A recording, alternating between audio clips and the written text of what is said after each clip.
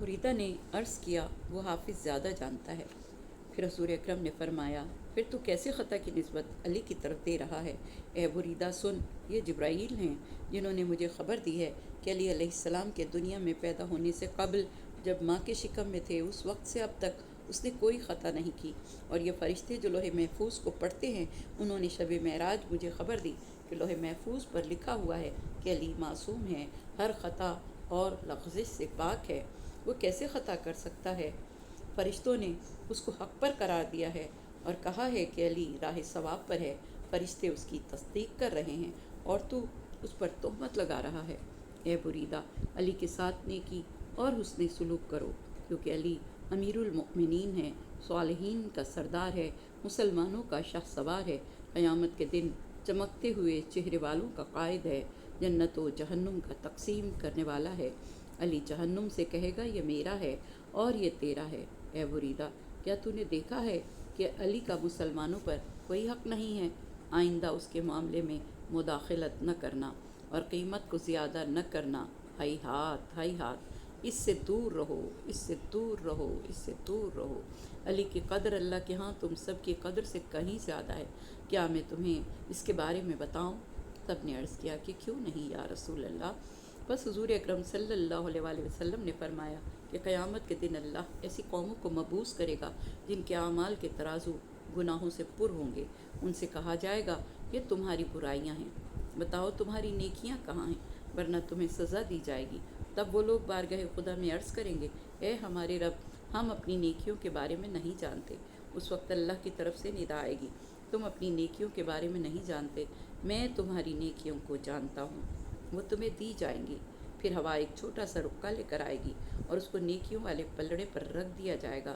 اس کے بعد نیکیوں والا پلڑا اس قدر وزنی ہو جائے گا کہ برائیوں والا پلڑا بلند ہو جائے گا اور دونوں کے درمیان زمین و آسمان کے برابر فاصلہ ہو جائے گا، اور نیکیوں والا پلڑا وزنی ہونے کی وجہ سے جھک جائے گا۔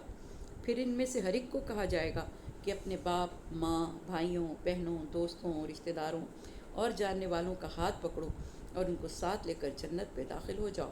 اہل محشر عرض کریں گے کہ اے خدایا، ہم ان کی برائیوں کو جانتے ہیں لیکن ان کی نیکیاں کیا ہیں ان کو ہم نہیں جانتے۔ اس وقت آواز قدرت آئے گی، اے لوگو یہ میرے بندے ہیں، ان میں سے ایک اپنے ذمے بقیہ قرض اٹھاتا ہے اور اپنے قرض خواہ کے پاس جاتا ہے جو اس کا بھائی ہے، اسے کہتا ہے کہ اے بھائی، یہ آپ کا قرض جو میرے ذمے تھا وہ میں ادا کرنے آیا ہوں، اس کو قبول کرو، اور میں تم سے محبت کرتا ہوں کیونکہ تو علی ابن ابی طالب سے محبت کرتا ہے، اور میرے مال سے تو جتنا لینا چاہے لے لے۔ دوسرا بھائی کہتا ہے کہ چونکہ تو علی سے محبت کرتا ہے اور مجھ سے بھی اسی وجہ سے محبت کرتا ہے، میں بھی تیرے ساتھ محبت کرتا ہوں کہ تو علی سے محبت کرتا ہے، لہٰذا یہ میرا مال تیرے لیے ہے، اور جو بھی تو لینا چاہے لے لے۔ بس اللہ ان دونوں کو ان کی اس نیکی کو پسند کرتا ہے اور اس محبت علی کی وجہ سے ان دونوں کی خطاؤں کو معاف کر دیتا ہے، اور ان کی اس نیکی کو ان کے نامہ اعمال کے درمیان رکھ دیتا ہے اور ان کے میزان میں قرار دیتا ہے، اور ان دونوں کے لیے اور ان کے والدین کے لیے جنت کو واجب قرار دیتا ہے۔ پھر فرمایا اے بریدہ، بغض علی کی وجہ سے جہنم میں جانے والے ان تنکوں سے زیادہ ہوں گے جو تیز ہوا کی وجہ سے اڑتے ہیں۔ بس اے بریدہ، بچو اس بات سے کہ تم بھی ان میں سے قرار پاؤ۔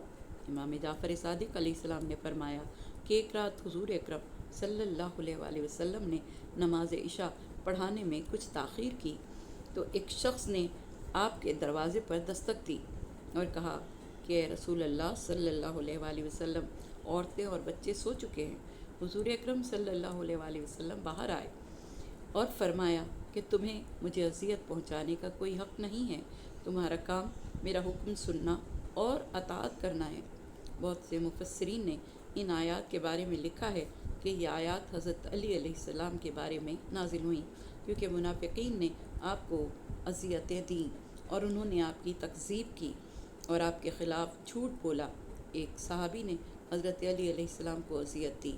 جب اس کی ملاقات حضور اکرم صلی اللہ علیہ وآلہ وسلم سے ہوئی تو آپ نے فرمایا اے فلاں، تو نے مجھے اذیت دی ہے۔ اس نے عرض کیا کہ میں اللہ سے پناہ طلب کرتا ہوں کہ میں رسول خدا صلی اللہ علیہ وآلہ وسلم کو اذیت دوں۔ تو آپ نے فرمایا تو نے علی کو اذیت دی ہے، جس نے علی کو اذیت دی اس نے مجھے اذیت دی، علی مجھ سے ہے اور میں اس سے ہوں، وہ میرے بعد تمام مومن مردوں اور مومنہ عورتوں کا ولی ہے۔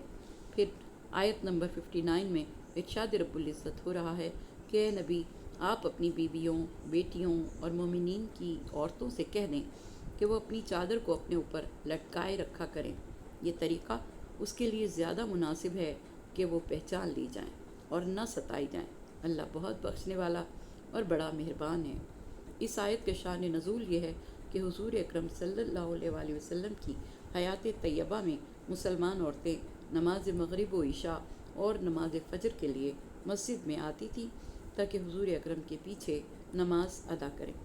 راستے میں آوارہ لڑکے اور نوجوان ان کو ستاتے اور چھیڑا کرتے، ان پر آوازیں کستے کہ یہ کنیزیں جا رہی ہیں، تو اللہ تعالیٰ نے یہ آیت نازل فرمائی کہ اے نبی صلی اللہ علیہ وآلہ وسلم اپنی ازواج، بیٹیوں اور مومنین کی عورتوں سے کہہ دیں کہ وہ اپنی چادر لٹکا کر رکھیں۔ اس آیت مجیدہ کے لفظ بنات سے کچھ لوگ یہ استدلال کرتے ہیں کہ لفظ بنات جمع ہے اور اس کی واحد بنت ہے، اگر بیٹی ایک ہو تو بنت کہلاتی ہے، اگر دو ہوں تو بنتان کہلاتی ہیں، اور اگر زیادہ ہوں تو بنات کہلاتی ہیں۔ اللہ تعالیٰ نے یہاں لفظ بنات استعمال کیا ہے۔ اس سے معلوم ہوتا ہے کہ حضور اکرم صلی اللہ علیہ وآلہ وسلم کی بیٹیاں زیادہ تھیں۔ پھر وہ تاریخ کی کتب سے ثابت کرتے ہیں کہ ان کی تعداد 4 تھی۔ یہ ضروری نہیں کہ جہاں جمع کا صیغہ ہو اس سے 3، 4 یا زیادہ افراد مراد لیے جائیں، بعض اوقات فرد واحد کے لیے بھی جمع کا صیغہ استعمال ہوتا ہے، جیسا کہ اللہ تعالیٰ کے لیے قرآن کریم کی بہت سی آیات میں جمع کا صیغہ استعمال ہوا ہے، مثلا انا اعطینا کل کوثر، اس میں اللہ کے لیے انا اعطینا جمع کے 2 صیغے استعمال ہوئے ہیں۔ پھر بھی خدا وحدہ لا شریک ہے، اور انا انزلناہ فی لیلۃ القدر کی آیت میں بھی انا انزلنا جمع کے 2 صیغے استعمال ہوئے ہیں، پھر بھی خدا وحدہ لا شریک ہے۔ سورہ حجر کی آیت مجیدہ میں ارشاد رب العزت ہو رہا ہے کہ انا نحن نزلنا الذکر وانا لہ لحافظون، اس میں خدا کے لیے 5 جمع کے صیغے استعمال ہوئے ہیں، مگر اس کے باوجود وہ واحد و یکتا ہے۔ اور پھر جناب سیدہ فاطمہ زہرا سلام اللہ علیہا مباہلے میں شریک تھیں۔ آیت مباہلہ کے الفاظ ہیں فَقُلْ تَعَالُوا نَدْعُ أَبْنَانَا وَأَبْنَاءَكُمْ وَنِسَاءَنَا وَنِسَاءَكُمْ وَأَنفُسَنَا وَأَنفُسَكُمْ۔ علم آنے کے بعد آپ سے جھگڑا کرے کوئی تو آپ کہہ دیں کہ آؤ ہم اپنے بیٹوں کو بلائیں، تم اپنے بیٹوں کو بلاؤ، ہم اپنی بیٹیوں کو بلائیں اور تم اپنی بیٹیوں کو بلاؤ۔ جب لفظ ابنانا کے مقابلے میں نساء نہ بولا جائے تو اس سے بیٹیاں مراد ہوتی ہیں، جیسا کہ قرآن کریم میں اللہ تعالیٰ نے فرمایا یذبحون ابناءکم ویستحیون نساءکم، وہ تمہارے بیٹوں کو ذبح کرتے تھے اور تمہاری بیٹیوں کو زندہ رکھتے تھے۔ اس آیت مجیدہ کے تحت حضرت سیدہ فاطمہ زہرا سلام اللہ میدان مباہلہ میں گئی تھیں، اور لفظ نساء اگرچہ جمع ہے مگر اس سے مراد فقط جناب بی بی فاطمہ زہرا سلام اللہ علیہا تھی۔ اس لیے پردے کی آیت میں حضرت فاطمہ زہرا سلام اللہ علیہا اکیلی بیٹی ہیں، اللہ ان کی عظمت کے اظہار کے لیے انہیں جمع کے صیغے سے تعبیر کرے تو اس میں تعجب کی کوئی بات نہیں۔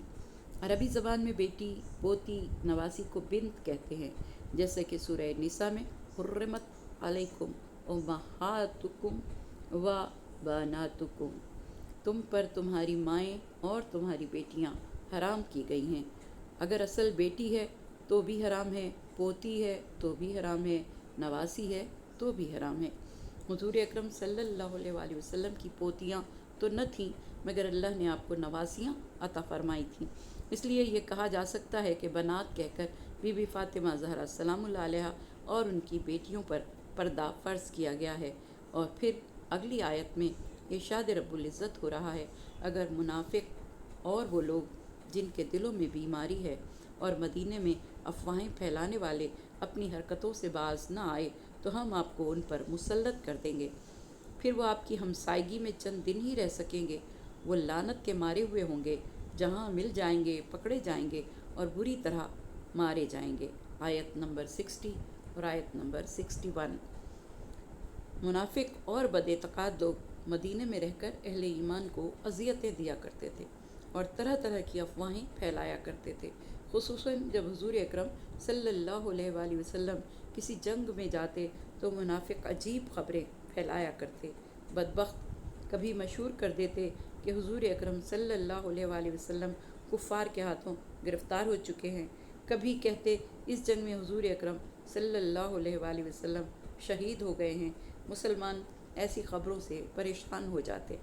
انہوں نے حضور اکرم صلی اللہ علیہ وآلہ وسلم سے منافقوں کے اس رویے کی شکایت کی تو خدا نے یہ آیت نازل فرمائی جس میں منافقین کو سخت وارننگ دی گئی کہ اگر وہ لوگ اپنی اس نازیبا ناجائز حرکات سے باز نہ آئے تو اللہ اور اس کا رسول سخت قدم اٹھائیں گے اور پھر وہ زیادہ دیر تک شہر میں نہیں رہ سکیں گے اور ان پر خدا کی لعنت ہوگی۔ وہ جہاں پکڑے جائیں گے وہیں برے انداز میں قتل کر دیے جائیں گے۔ امام محمد باقر علیہ السلام نے فرمایا کہ ملعونین سے مراد ان پر لعنت کرنا واجب ہے، اور لعنت کے بعد خدا نے فرمایا کہ ان کے لیے دوسری سزا یہ ہے کہ ان کو جہاں بھی پاؤ ان کو قتل کر دو۔